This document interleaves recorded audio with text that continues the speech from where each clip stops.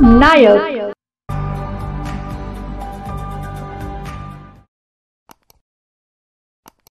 नवापूर तालुक्यातील सोनखांब इथं धुळे सुरत महामार्गावरून साक्रीकडून नवापूरच्या दिशेनं चुना भरून धावणारा ट्रक पलटी झाल्यानं चालक गंभीर जखमी झालाय। त्याला विसरवाडी ग्रामीण रुग्णालयात दाखल करण्यात आला आहे।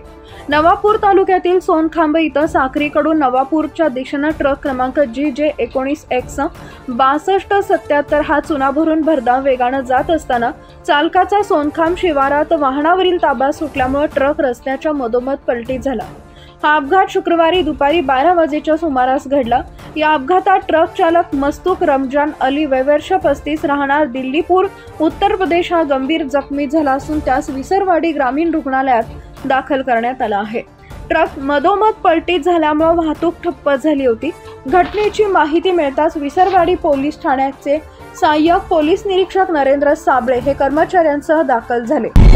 नायक।